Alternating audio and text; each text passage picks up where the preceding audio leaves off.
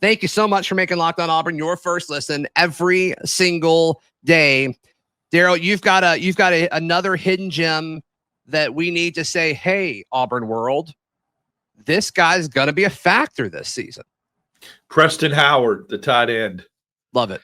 I love it. Look, it's one of those situations where when you go into spring or you go into a fall camp and a name isn't somebody that you consider, and then all of a sudden you keep hearing that name over and over again, like we do with Ash. I'm hearing that he has emerged, Howard has emerged as the number one receiving threat at tight end. And Auburn needed one. Now I know he needed to do that for sure. He did. And I know that with this this personnel packages and all the receivers that Auburn has and how deep the receiving room, I still believe deep down in my soul that there are going to be times where Hugh Freeze is going to be absolutely tempted and have to throw to the tight end. It's just in his DNA. And to do that inside the 10, inside the hashes, up the slot, this is the guy. And I love Brandon Frazier, and he's got a lot of size, and Brandon Frazier's good shielding the defender for the ball. But Howard has emerged as this pass-catching tight end, and I think Auburn's going to utilize him more than people think. Let me give you another tight end that, it's not going to be flashy, but it could be impactful, especially when we talk about in previous years where Auburn has kind of not been great in third and short or fourth and short. But I think Tate Johnson is going to be asked to do some pretty important things in short yardage situations. Of course, the former interior offensive lineman, they moved him to tight end this offseason. And I mean, Hugh Freeze has been pretty clear. Like whenever he's asked about the tight end, he mentions Tate Johnson's ability to block and being kind of a key guy there. And he's like, I don't know if we're going to send him 10 yards downfield on a route, but when they go heavy and they put Tate Johnson on the field to block, I do think those are going to be on in pretty important downs. So that's certainly a guy to watch as he's kind of moved to a different. Can I make a prediction? I'm going to make a prediction. Okay. When Tate Johnson comes onto the field, what do you think the opposing defensive coordinator is going to automatically assume and scream out, especially if they go heavy? Oh, they're running. They're running. Could you imagine slipping him off the line of scrimmage, 5 yards downfield? I'm not talking about, like I said, a long route, but let's say you're on the 6, first and goal, and Tate Johnson runs in from the sidelines, and the defensive coordinators are screaming, run, run, run, and you play action. He sneaks out off the line. It'll be euphoric. He leaks out. It will be uncovered. It's going to happen. It's going to happen. Yeah, especially if you set it up all year long. Why not? Yep. Why not? That'd be incredible.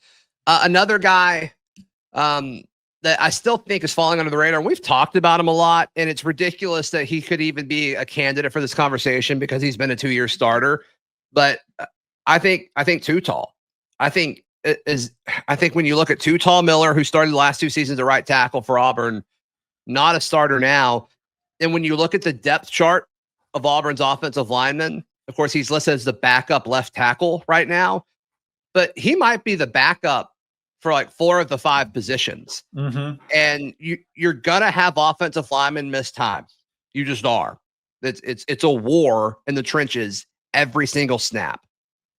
And I think there's going to be stretches where somebody's not available, and you're going to have a guy with 2 years of starting experience in the SEC come in. And it's going to be something where I don't think the average fan will notice it because you don't watch offensive line play and they're not going to talk about it. But that might be the difference in winning and losing a football game this year. You've tempted me.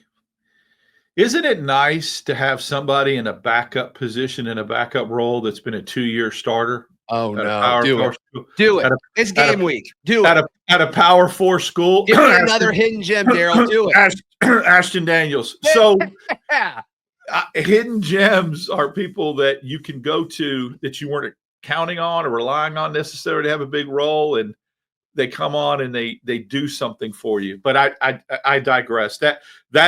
That backup that has started 15, 20 times like Miller has is such a luxury. Or Ashton Daniels. Yes. I think, Zach, it's why Hugh Freeze at his press conferences is completely different talking about this team and the confidence thereof and the smirk and the smiles he has on his face, because he knows Yeah. that from a depth standpoint, he's got guys that any other year would probably start at Auburn. That's true. I mean, we've seen it. We've literally seen it with Tuttle. I mean, they've recruited over him. And isn't that what we've always heard for years and years is that, Auburn can recruit to the level of starters with some of these other schools, but where the difference is depth. And it's the thing that's got me, and that's why we're doing this show, because it's the most important directional arrow for me that shows that they're on an upward trajectory. And accuse me of booging all you want, whatever, is the depth and talking about hidden gems. Yeah. Hidden gems that could probably start at other schools. Yeah. Yep. All right. Well, Zeus, drop one more. You've got a defensive guy. Yes. You go next. Wheatland. I've been riding his Caleb Wheatland from the moment he signed, and I'm a little bit concerned that we're not hearing enough, but give credit to Robert Woodyard for that. Is that the assumption he also isn't being asked about linebackers. Right. And I think the expectation was Wheatland gets brought in to start at that linebacker position, and it hasn't been handed to him. Woodyard has been mentioned just as much, but I think at the end of the day, as much football as Wheatland has played and how he's a senior, I think he's going to have a big role in communication on the field, direction, that type of thing. I think that he's right now a hidden gem that's going to come to fruition later on. All right. My last one, and then we'll kind of have discussions on what this means for Friday. We're recording this 3 days away.